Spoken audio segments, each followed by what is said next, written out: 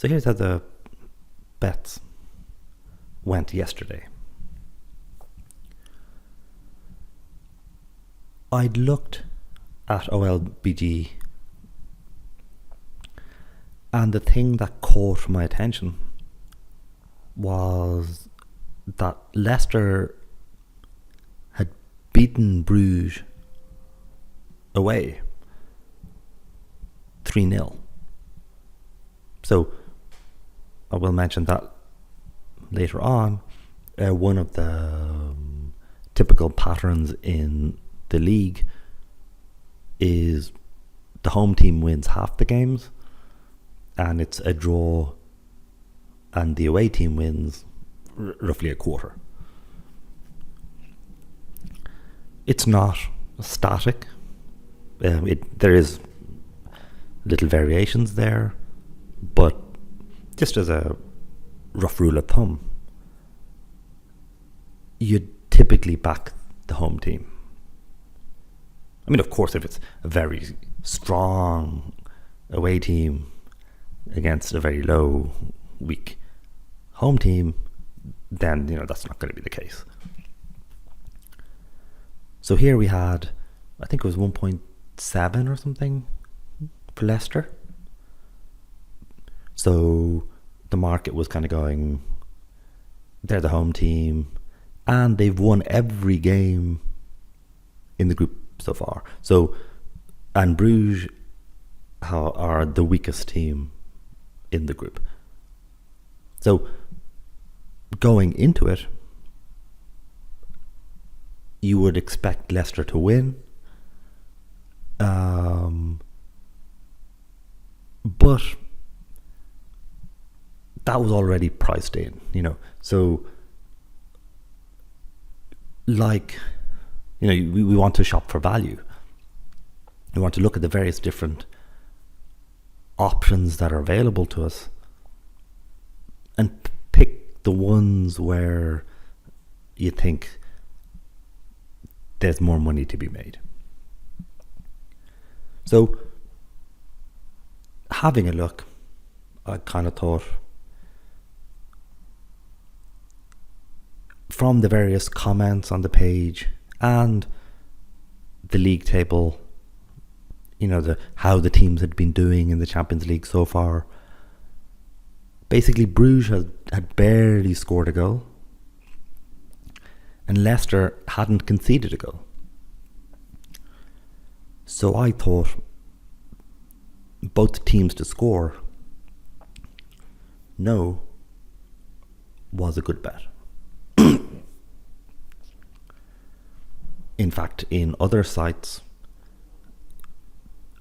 you can bet Leicester to win and both teams to score no. So that would have maybe trebled your money or something. So you could get a good payoff for a result which history seemed to say was quite likely. So now in this site, I didn't have that option. So in the end I went, okay, I'll just go for both teams to score, since that was what had the strongest historical evidence backing it. Unfortunately, I lost that bet, so that's a debit. So the other way to play that was to go for the precise score. So because Leicester had been winning like 1-0, they had won 3-0 away to Bruges, but they'd won a lot of 1-0 games. Even last season, I mean, the style of football that they play, they look to defend, hit teams on the counter.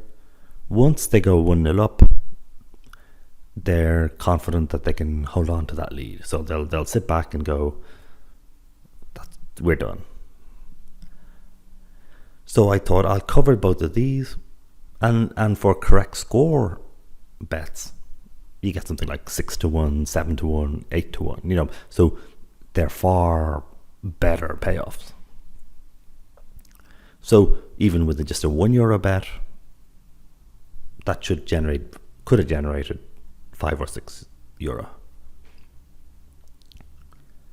And finally, I just did this is another game. So those were my bets for Leicester Bruges. And unfortunately, I lost them all. That's the thing. I mean, you don't know the future.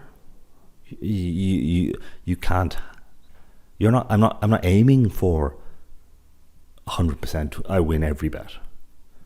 I'm aiming to maximize returns. So it ended up 2-1. So it was a nearly. If they hadn't scored, like Leicester were 2-0 up. If Bruges hadn't scored that one, then that would have generated impressive profit. Well, in percentage terms, obviously, we're talking about a couple of euro here. At the same time, I also bet on Monaco Spurs. I had both teams to score. No, sorry. I think I had that one on another side. No, I did have, no. Yeah, so I had Monaco to win. Because Monaco had beaten Spurs in Spurs. So, I was happy to back the home team. I also knew that their recent form has been very good. I think they're second in their league. So, and while Spurs have been kind of misfiring. So I was I had faith I had confidence that Monaco would win. And also, because there would be a lot of bettors from the UK, and typically the way they look at things is they think that their league is the best and any other foreign league is far worse and so will lose. So it is very emotionally driven. So that means you're always given very good odds to back the team which isn't the English team, or typically anyway. So that meant that I was happy that the market most likely got it wrong. That the people who were betting had never looked at Monaco. All they knew was that this is some team which isn't from the Premier League and so is therefore inferior and rubbish, and therefore Spurs will win. Luckily, that one won. Note here, actually the charge is 5% of the amount that you win. I think I mentioned it was like 1% or something. But I mean, that's 5% of the amount you win as opposed to the amount you bet, etc. And that varies. If I bet more, then it'll go down to 5%, 4%, 2%. It can. It's dynamic. So far so good, or mixed. Got one right, one wrong. Lisbon, Madrid. This was a totally spontaneous bet. I was just watching the match, and Real Madrid are the kings of European football. I mean, they have won the Champions League 10 times, or the European Cup as it was before, which is double what anyone else has done. So they are a superpower. Lisbon aren't a bad side, but you'd always back. I mean, Madrid are far stronger. They have the world's best players. The wages they get paid are astronomical. So I wasn't planning on betting on this. I just suddenly saw that the game was 1-1. Real Madrid had been 1-0 up. Then I think they went 1-0 up. Then Lisbon had a player sent off. So now you have Lisbon, who are the weaker team, are now down to 10 men, and they managed to score. So it was maybe the 80th minute.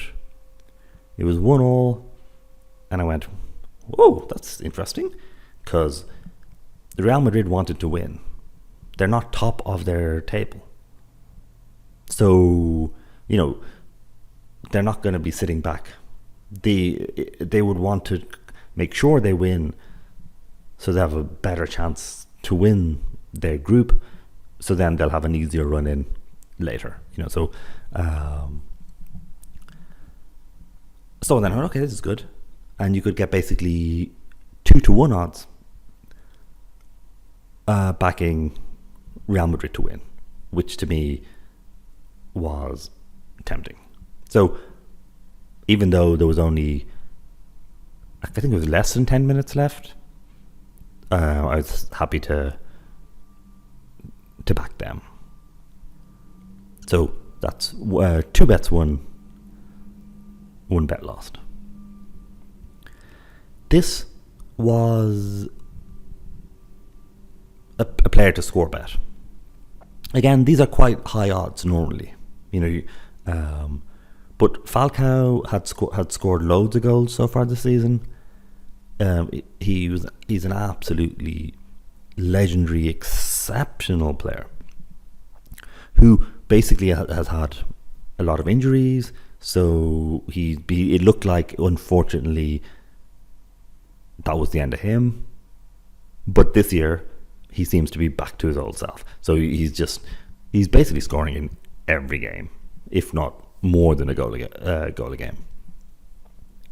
So, and Spurs didn't have their normal defense, so that meant they were not going to be solid.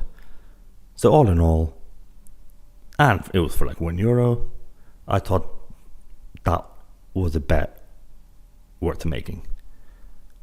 In fact, Monaco got a penalty in the first half, and it was saved.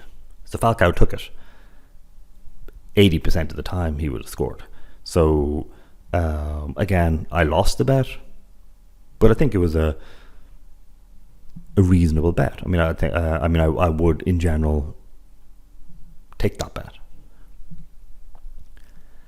This was a special that they had, enhanced Champions League Tuesday special. So it was a triple, an accumulator. So I was going to say Dortmund, Leicester and Real Madrid were all going to win. And that gives you better odds. Because, even if you only got 50% from each one, multiply that 3 times, so cube it, you're more than doubling your money. So this was a bet I was happy to take. It doesn't say how much I bet, but I would have guessed it would be maybe €2, something like that. Not much at all. And all 3 of these were very likely to win. I mean, I think Dortmund won 7-3 or 7-4. I mean, they destroyed the opposition. Dortmund are top of the German league and playing really well. And the team they were playing against was the weakest team in their group. Nothing to write home about. So In fact, Real Madrid turned out to be the closest goal. Looking back, well, if I was, again, these were like minor bets. Normally, what would be best practice is that when the game was 2-0, I had the opportunity to hedge both teams to score. So if you're in a decent, if your bets are in decent shape, you can kind of reduce your exposure. Perhaps I could have reduced that, but then again, it was 2-1 till, you know, they equalised in the second half. Most times, I think I would have ended up winning those. So basically, I'm happy enough with those bets. Again, I lost the Falcao one, but he's been scoring very regularly. He even had a penalty which was saved. Most times that would have been in. Most times I would have won that bet. So that's just an example of, you know, betting in action. That, you know, you're not going to win all your bets. You know, I might be using quant methods and use historical data to try and forecast and predict. But the system is inherently random. There's a lovely book, I think, is it Soccernomics? Or Numbers Game, sorry. I'll have to look that up again.